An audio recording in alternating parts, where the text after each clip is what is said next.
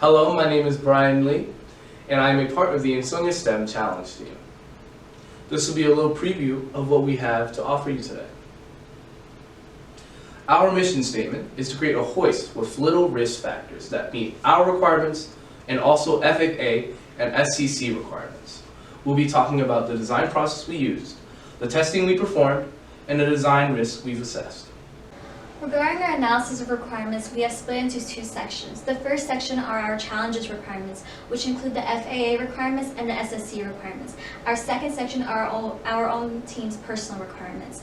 Regarding the challenges requirements, our system does meet the FAA and SSC requirements, even the two SSC requirements that have changed during the challenge. These requirements are the SSC 5 and SSC 9 requirements. Those changes include stricter weight rules and positioning, like a center of gravity that's within the aircraft's required envelope. To meet these, our hoist system meets these rules because our hoist system is less than 15 pounds and does not disrupt the aircraft's center of gravity. That's the SSC 9 requirement. Another way it meets that rule is that our hoist system can carry up to 4.5 pounds, which meets the SSC 5 requirement, which states that we have to be able to carry 3 pounds and have a factor of safety of 1.5 pounds.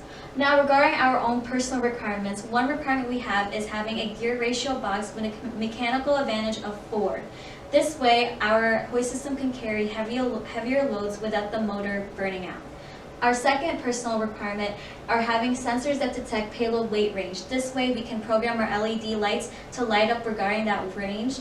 Therefore, we can know what weight we are carrying. Most of the components of the rescue hoist are attached to the metal flats. The VEX motor 393 is to supply the necessary power to lift the payload and to rotate the shafts. The teeth of the big gear and the small gear will go the opposite direction from each other, so when they engage, it will rotate the shaft and the string will unwind to carry the payload.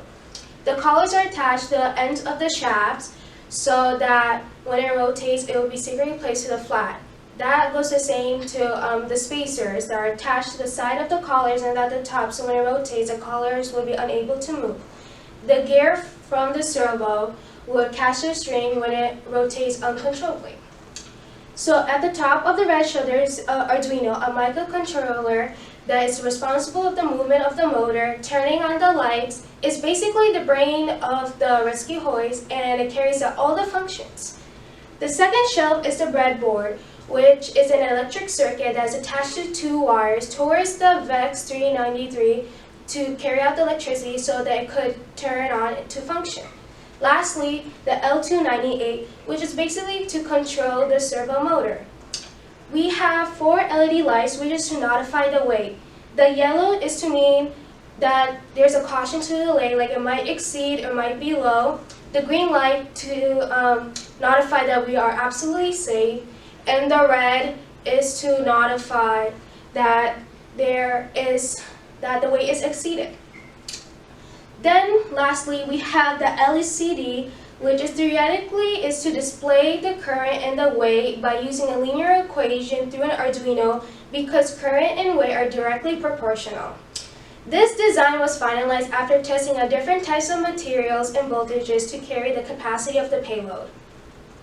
This is our bill of materials. We switched it with the 3D printed parts, our materials that we bought from Amazon, Home Depot, and the materials given from Sikorsky. First, the 3D materials that we printed out with our 3D printer is solely our mounting components that we use to mount our individual components into the rig. This includes the mounting component for the servo motor, the entire rig system like the gearbox and the winch system, and the shells for our Arduino components. Next, the materials that we bought from Amazon Home Depot concerns our VEX components, our additional Arduino components, and our LED lights. And lastly, the given materials from Sikorsky are all the materials that were given to us in the beginning of the project that we used to test out our entire rig system. Moving on to the test procedure and the qualification test requirements, the test procedure is the steps that we take in order to make sure that our hoist can function. Now what we do is we take our hoist and we break it apart into the individual parts and components. Now the first thing that we do is we create 2 gearboxes and assess them theoretically. We find which one has the better mechanical advantage. For instance, the less slippage that the gearbox has, the more strong it is. And after we do that, we take that gearbox and then we measure the weight based off of the current. We do this by creating a linear equation between the current and the weight, and we program that linear equation into Arduino. Now, we can find the weight because the current and the weight are directly proportional. Now, after we've worked on the gearbox, we then work on the separate subsystems of our hoist, including the servo motor, which is a part of our overload reaction system. Now, we work on that by taking the servo motor separately and put it into a gear shaft, and we work on it without the hoist. We exclude the hoist. Then we work on the other subsystems, such as the DC motor actuation, the LED lights telling us if the load is too heavy or not, and the liquid crystal screen, which will display the current to us. Once we finish testing them, we then go into the qualification test requirements. And all we do is we measure the functions of each subsystem and the entire hoist based on the requirements given us by Sikorsky. Now, for instance, our gearbox and everything, the servo motor and the DC actuation, are now put into one, and we assemble a mock gear hoist.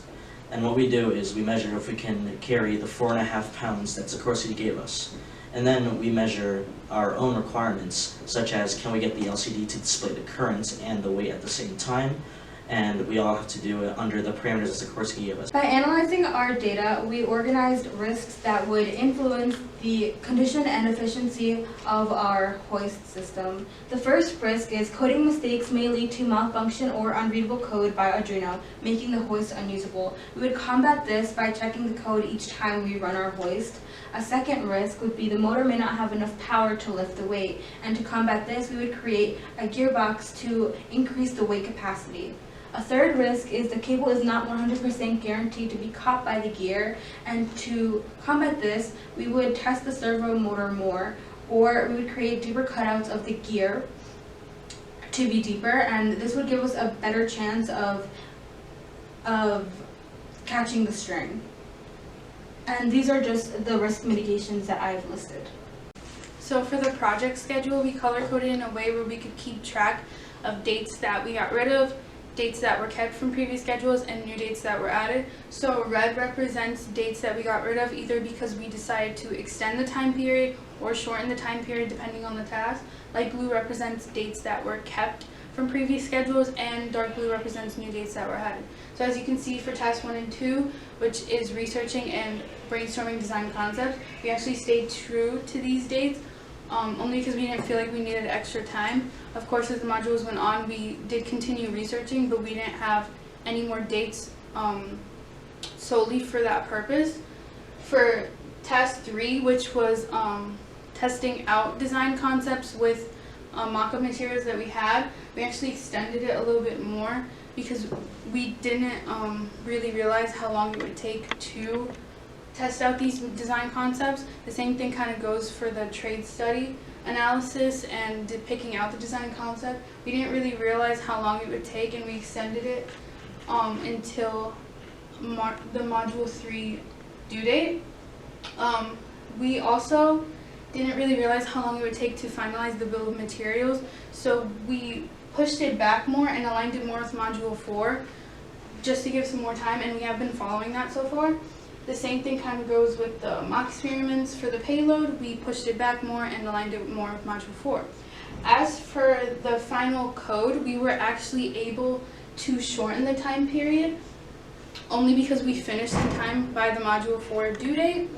And for gathering the materials, we actually pushed it back more since we saw that the new demonstration date was March 27th, and we felt like we could use that time, so we pushed it back. And the same thing kind of goes with the final mock test. We actually started off a bit earlier than we had expected for the final mock test, and we also aligned it with the March 27th due date.